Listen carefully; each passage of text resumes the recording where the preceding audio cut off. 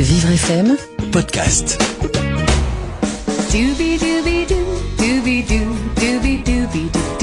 Jusqu'à 14h sur Vivre FM. Par Katia Katouvu, Katia Darani. L'heure bleue est la période entre le jour et la nuit où le ciel se remplit presque entièrement d'un bleu plus foncé que le bleu du ciel du jour, que l'on appelle aussi entre chien et loup ou encore la brunante au Canada. C'est aussi le nom d'un hôtel splendide, un relais château à Essaouira. Cet hôtel de luxe dispose d'une terrasse avec une piscine extérieure chauffée, offrant une vue panoramique sur la Médina et sur la mer. Il est situé à seulement 400 mètres de la plage, au cœur d'Essaouira. Leur bleu palais propose des chambres et des suites spacieuses à la décoration élégante. Nous recevons le directeur de l'établissement, Monsieur François Lostria, qui nous emmène dans un autre monde, celui de l'élégance.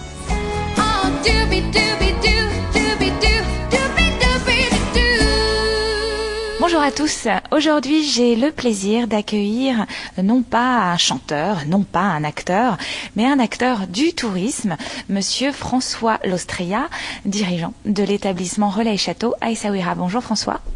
Bonjour, bienvenue. Alors François Lostria, depuis quand vous occupez-vous du Relais Château d'Essaouira? Alors du Relais Château d'Essaouira depuis bientôt 7 ans, puisque je suis arrivé ici à toute fin 2008. J'avais prévu d'y rester 2-3 ans et ça fait 7 ans maintenant que j'y suis. Vous aimez le Maroc, les Marocains, Essaouira, l'établissement? Ah oui, ça va plus loin que ça. J'ai épousé une Marocaine, donc c'est vous dire si je suis attaché à ce pays. Et puis j'aime beaucoup mon métier que je fais maintenant depuis quelques années. J'ai beaucoup voyagé et je suis également tombé sous le charme de cette maison, qui est l'Heure Bleue à Essaouira, parce que je la trouve totalement unique et plein d'histoires, plein de charme. Donc c'est exactement ce que je recherchais. Alors on peut en savoir un petit peu plus. Unique, plein d'histoires, ça veut dire quoi? Quelle est l'histoire et qu'est-ce qui rend unique l'Heure Bleue d'Essaouira? Alors un relais château, comme disait un de mes amis, ça commence toujours par « il était une fois ». C'est-à-dire c'est toujours « il était une fois une maison, il était une fois une famille, il était une fois un propriétaire, un chef, un directeur ». Il y a toujours une histoire. L'histoire de cette maison, c'est que c'était la maison du caïd. Alors déjà, le caïd, qui c'était? Le caïd, c'était un petit peu le chef de la ville. Il habitait ici jusqu'à la fin du protectorat français. Et puis, lorsqu'il a quitté la maison, elle a été ensuite l'appartenance de riches marchands, puisqu'Essaouira est bien renommée pour toute l'activité portuaire, commerçante qu'elle avait. On en reparlera peut-être. Et puis, ça a été un orphelinat. Donc, il y a eu un peu de tout dans cette maison. Et puis, elle s'est endormie. Et c'est pour ça qu'on l'appelait d'ailleurs la Belle Endormie, l'Heure Bleue. Et elle s'est endormie pendant 30 ou 40 ans jusqu'à ce que une famille native d'Essaouira, qui s'était expatriée en France dans les années 53-54, cette famille cherchait un endroit dans leur ville d'origine où pouvoir se retrouver, et ils ont trouvé cette bâtisse. Et là est partie une seconde histoire, c'est-à-dire que d'une maison familiale, ils en ont fait un hôtel, donc ils l'ont refaite entièrement, mais dans l'esprit où elle était. C'est-à-dire que les arcades qui entourent le patio, elles étaient déjà là, elles ont été refaites. Et ils ont surélevé la maison de 3 étages pour pouvoir faire cette magnifique piscine sur le toit, pouvoir profiter d'une vue unique sur Essaouira, sur la Médina, mais aussi sur l'océan, sur la ville. On a un panorama à 360 degrés sur le toit de l'Heure Bleue. Donc vous voyez, ça fait beaucoup de raisons pour lesquelles je me suis attaché à cet endroit. Alors combien de chambres, combien de personnel? Qu'est-ce qui rend unique l'Heure Bleue? Alors, combien de chambres? 33 chambres. Déjà, on s'en souvient facilement. Il y a pour moitié des chambres, ce qu'on appelle des chambres classiques, au premier étage, et pour autre moitié, des suites ou des chambres de luxe sur les deux autres étages. Donc 33, c'est bien parce que ça reste extrêmement à taille humaine. Je connais les clients me connaissent, on se reconnaît, on se croise dans la journée. On est un petit peu à la maison. Qu'est-ce qui différencie un relais château d'un hôtel classique? Alors, je reviens à la question précédente. Qu'est-ce qui fait de cette maison qu'elle est unique? Pour moi, avant tout, et jusqu'à ce que je quitte cette maison, ce sont les gens qui y travaillent. C'est-à-dire que le personnel, on appelle ça le personnel, mais c'est plus que ça. C'est presque leur maison. Il suffit de les diriger pour leur montrer un petit peu comment on fait quand on est dans un Relais et Château, parce que Relais et Château, c'est la courtoisie, c'est le charme, c'est le caractère, c'est le calme et c'est la cuisine.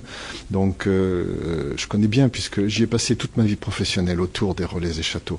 Donc diriger des gens ici, faire travailler les Souiri, c'est comme ça qu'on appelle les habitants d'Essaouira, c'est pas du tout un challenge, c'est un vrai plaisir, parce que s'il y a une chose qu'ils aiment, c'est faire plaisir et montrer la fierté qu'ils ont de faire partager ces moments à des gens qui viennent de l'étranger la plupart du temps. 60 personnes travaillent à l'heure bleue pour 33 chambres, donc c'est vous montrer si nous attachons de l'importance à la personnalisation du service. Alors, il y a un super restaurant aussi à l'heure bleue. Qui dirige ce restaurant? Qui fait cette cuisine? Qu'est-ce qu'on peut y manger? Alors le restaurant de l'heure bleue est effectivement assez connu maintenant. Il y a un jeune chef qui officie là, qui s'appelle Ahmed Andour, qui avant d'être un grand chef est un type bien, est un homme bien. C'est une belle âme ce garçon. Et moi-même je devrais peut-être pas le dire, mais je suis presque un peu plus restaurateur que hôtelier. Donc ma passion, c'est la table, c'est la cuisine. J'ai fait de la cuisine, j'ai fait des stages chez Trois Gros, chez Verger, dans des maisons un petit peu prestigieuses, il y a de ça quelques années, mais ça laisse des traces et surtout j'aime ça. Donc avec lui, on s'est pris un petit peu de passion pour la cuisine. On a refait entièrement la cuisine. Je lui ai montré des petites choses, parce qu'il avait jamais voyagé. Il y a 2 ans, je l'ai envoyé en stage dans un restaurant à Paris. Il avait jamais pris l'avion, il était jamais sorti du Maroc. Mais c'est un garçon qui a une passion pour ce qu'il fait, absolument phénoménal. On rencontre pas mal de gens comme ça au Maroc. C'est ce qui les rend aussi attachants. Et bref, on travaille beaucoup. Alors la cuisine de la mer, puisqu'on est au bord de l'océan Atlantique. Et puis nous avons une quantité incalculable de produits. On est très locavore, comme on dit dans les sphères françaises. On a tout sur place. On a le poisson, on a les légumes, on a une viande d'une qualité exceptionnelle. On a des fruits, on a bien entendu les épices. Et puis toute cette culture marocaine, donc ça nous permet d'avoir une carte à plusieurs volets. D'une part, une cuisine plus de la mer, je dirais méditerranéenne, mais dans l'esprit. Et puis la fameuse grande cuisine marocaine autour des couscous, autour des pastillas, autour des tagines. Donc c'est à cela qu'il se consacre essentiellement. Alors après, une fois qu'on a bien mangé, qu'est-ce qu'on peut aller faire? Le spa? Vous nous conseillez quoi? Le petit spa de l'heure bleue. Il est pas grand, mais comme beaucoup d'autres endroits dans la maison, il est charmant. Il est en tas de lacs noirs, c'est-à-dire c'est une cire noire sur les plafonds et sur les murs. Le marbre du sol est noir, le marbre des tables de massage est noir, le marbre du hammam est noir. Donc tout est un éclairage avec des bougies, une musique marocaine très douce. Donc on est dans un autre monde et puis on se détend, on se laisse faire. Les personnes qui animent ce spa font des massages berbères, c'est-à-dire une force dans les doigts assez impressionnante. Et on en ressort, ma foi, très très détendu, prêt ou à aller au bord de la piscine, profiter du coucher de soleil, ou alors se changer, ou alors faire une sieste carrément, oui. Alors j'aurais peut-être dû commencer par là, mais où est située l'heure bleue à Essaouira? Alors l'heure bleue a tous les avantages. Elle est dans la Médina, mais elle est juste à l'entrée de la Médina, ce qui fait qu'on n'a pas tous les désagréments. Il n'y a pas l'humidité ou des fois le bruit qu'il peut y avoir en pleine Médina. Par contre, nous sommes dans la Médina, c'est-à-dire que vous sortez de l'heure bleue, vous êtes dans cette vie un petit peu grouillante, un petit peu fébrile, avec des carrioles qui passent, les vélos qui vous croisent, les petites échoppes qui ouvrent en début d'après-midi, et puis ça fait une vie, une animation. Il faut voir le marché aux poissons, il faut voir le marché aux épices, il faut voir le marché aux volailles, il faut voir aussi le souk des argentiers. L'artisanat marocain est très fameux et en particulier à Essaouira pour son travail du bois. Donc on est vite happé, capté par la Médina qui vit, qui bouge, et puis on passe les portes de l'heure bleue, et là on entend un bruit de fontaine, on rentre dans le patio ombragé, calme, frais, on s'assoit dans un canapé, et si on fait pas attention, on peut s'endormir. On va marquer une première pause musicale. Vous aimez la musique, François Lostria ? Oui, à peu près sous toutes ses formes. Oui. Alors on va écouter une petite chanson et on se retrouve juste après. Je rappelle que je suis avec le directeur de l'Heure Bleue, le Relais et Château d'Essaouira. Je vous retrouve tout de suite. On vous retrouve tout de suite après cette musique. Vous écoutez Ta Katia Katou-Vu sur Vivre FM. Katia Darani. J'ai le plaisir de retrouver François Lostria, donc le directeur du Relais Château L'Heure Bleue à Essaouira. Et on se trouve d'ailleurs à Essaouira, quelle chance. Il fait très beau, n'est-ce pas François ? Il fait beau à peu près 300 jours par an, et dans les 60 derniers jours, il doit y avoir 20-30 jours de pluie, pas plus. Donc c'est vous dire si le soleil règne à Essaouira, on y vient très facilement, puisque de Paris, de Londres, de Marseille, il y a maintenant des vols directs grâce à des compagnies aériennes low cost. Donc un aéroport international. Nous sommes à 2 heures par la route de Marrakech. Donc on peut aussi venir à Essaouira via Marrakech, ou arriver à Marrakech et repartir d'Essaouira. Enfin bref, plein de combinaisons sont possibles. Et Essaouira, l'a bien dessiné, accueille chaque année des touristes venant principalement d'Europe, mais aussi des États-Unis et maintenant un petit peu aussi d'Asie. Donc c'est une ville, comme elle l'a toujours été, très cosmopolite. Il y avait des ambassades à Essaouira dans le temps. C'était un carrefour entre l'Afrique et l'Europe pour le marché des épices, mais aussi malheureusement pour le marché des esclaves. Et c'est une ville qui a un passé extrêmement fort, qui a une culture, une multiculture aussi bien religieuse, puisque à Essaouira, vous avez un cimetière juif, vous avez un cimetière musulman et vous avez un cimetière chrétien. C'est assez rare. À Essaouira, il y a une église avec un prêtre chrétien qui, tous les dimanches, sonne les cloches. C'est assez rare aussi. Essaouira, ça laisse jamais indifférent. Vous trouvez toujours des choses que vous ne retrouvez pas ailleurs au Maroc. Toujours. Alors François Lostria, tout à l'heure, juste avant cette pause musicale, vous parliez un petit peu de vous. Moi, j'aimerais savoir un petit peu quelle est votre carrière, votre parcours avant de diriger cet établissement L'Heure Bleue, le Relais Château. Ma carrière tourne autour des relais et châteaux, puisque mes parents avaient un relais château à Moulins, dans l'Allier, l'hôtel de Paris à Moulins, qui avait 2 étoiles au guide Michelin à l'époque. Donc c'est vous dire si la restauration était déjà importante dans la famille. J'ai travaillé avec mes parents. J'ai ensuite dirigé cette maison en tout pendant 13 ans. Ensuite, j'ai travaillé au siège des relais et châteaux, par hasard. Je voulais changer, je voulais partir un petit peu de cet endroit, et par hasard je suis rentré au siège des relais et châteaux où je suis resté également 13 ans, et après j'ai travaillé en Polynésie française à Taha, où j'ai dirigé le relais château, le seul relais et château du Pacifique. Et là j'étais bien loin, bien éloigné de tout, puisqu'il faut 24 heures d'avion pour arriver en Polynésie. J'y suis resté 4 ans là, et là je voulais vraiment partir parce que c'était vraiment trop loin de mes racines, et j'ai trouvé cette place par hasard, grâce à la famille Azoulay qui est propriétaire de cette maison, qui m'a accueilli et qui a développé, on a développé ensemble une relation très très particulière, basée sur la confiance et l'amitié, et puis cette passion pour la ville d'Essaouira et pour l'Heure Bleue. Alors, quelle nationalité on peut trouver, qui sont les gens que vous recevez au Relais et Château de l'Heure Bleue à Essaouira? Nous avons principalement une clientèle anglaise, puisque les Anglais adorent Essaouira, ça leur convient tout à fait. On dit souvent qu'il fait frais à Essaouira, c'est quelque chose qui ne gêne pas du tout les Britanniques. Et puis ils aiment ces villes portuaires, ces villes importantes, ces villes où le commerce, l'Angleterre, la Grande-Bretagne a occupé Essaouira pendant un temps, et donc la tradition de venir à Essaouira et puis il y a des festivals aussi que les Anglais aiment beaucoup, le festival des Gnawa, le festival de musique classique, le festival de musique andalouse. La clientèle française, il y a 2 secondes clientèle de l'Heure Bleue, et après c'est principalement une clientèle européenne clientèle américaine aussi. Nous avons presque 20% de notre clientèle qui est américaine.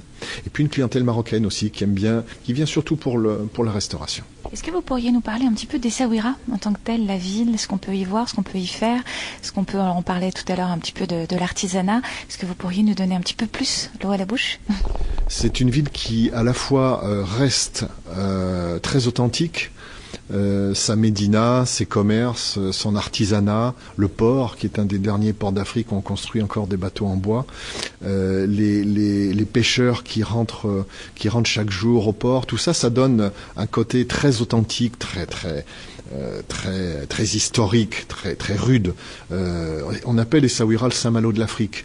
Donc c'est une ville qui est fortifiée, c'est une ville qui a souffert, c'est une ville qui a été attaquée, qui a été occupée, mais qui est toujours restée digne. Et parallèlement à ça, elle s'est extrêmement développée, elle s'est modernisée. Quand vous vous promenez le long de la plage, vous voyez maintenant une marche tout le long de la baie qui est très agréable. On y fait beaucoup de sport puisque en été il y a du vent. Essaouira, les alizés soufflent assez fort, donc tous les sports de glisse sur l'eau, le kitesurf, mais aussi le surf sont très représentés. On se promène dans les dunes à cheval, à dos de chameau, en quad. Et puis je vous ai cité les activités culturelles, les promenades. On marche dans Essaouira, on marche, on discute. Les gens sont gentils. Vous achetez une babiole, ils vous offrent un verre de thé. Ils aiment bien plaisanter avec vous. Si vous êtes blonde, ils vont vous dire ah jolie gazelle. Si vous êtes brune, ils vont dire pretty gazelle. Enfin, ils ont beaucoup d'humour. Ils sont très gentils. On n'est pas du tout agressé dans la médina d'Essaouira. On vous tire pas par la manche pour vous inciter à acheter. On vous dit qu'on est là, on vous montre ce qu'on sait faire. Et il y a des choses, il y a très jolies choses à rapporter en souvenir d'Essaouira. Et puis on peut aussi sortir un peu de la ville, aller se promener sur des plages environnantes, découvrir les forêts d'arganier, puisque une des grandes spécialités d'Essaouira aussi, c'est l'huile d'argan. Donc on peut visiter des coopératives féminines, puisque ce sont les femmes qui fabriquent l'huile d'argan devant vous dans ces coopératives. C'est un des grands progrès du Maroc, ce développement du travail féminin, et il faut l'encourager. Et en plus, les produits sont de grande qualité. Marrakech est à 2 heures, on peut y faire un saut une journée si on veut aller se promener, déjeuner, passer une soirée à Marrakech. Bref, on passe une petite semaine à Essaouira sans s'ennuyer, en se relaxant énormément et en croisant des gens un petit peu hors normes, mais toujours sympas. Comment vous voyez l'heure bleue dans 10 ans ? J'espère que l'heure bleue sera toujours avec ces grandes baies vitrées qui donnent sur le patio, qu'elle accueillera ces touristes qui reviennent de plus en plus souvent. C'est pas une maison qui pourra se transformer dans son architecture, dans sa décoration. La tradition restera très certainement présente dans cette maison, parce que c'est ce qu'elle représente le mieux. Alors, vous savez que Vivre FM est la seule radio. Est-ce que vous savez que Vivre FM est la seule radio en Europe qui traite de santé, société, de handicap ? Est-ce que vous, à titre personnel, vous pourriez dire que vous avez un handicap, ou alors autour de vous, vous avez des gens qui ont été touchés par la maladie ? Grâce au ciel, ça ne m'est pas arrivé. Nous accueillons à l'heure bleue parfois des gens qui ont un handicap. Et il est très facilement surmontable dans la progression dans la maison, puisque nous sommes de plein pied au niveau du patio. Nous avons non pas un mais 2 ascenseurs pour gagner les étages ou pour accéder à la terrasse. Donc on vit très bien à l'heure bleue. Et puis surtout on va s'occuper de vous comme j'ai rarement vu, sincèrement. Je rappelle que j'étais avec François Lostria, la personne qui dirige l'établissement L'Heure Bleue à Essaouira, un relais château absolument divin, plein de charme, plein d'histoire, dans lequel on se sent dans un autre monde. Je vous conseille de prendre vite un avion, un vol direct et d'être accueilli dans cet établissement absolument merveilleux avec un personnel absolument merveilleux. Et je vous dis à la semaine prochaine.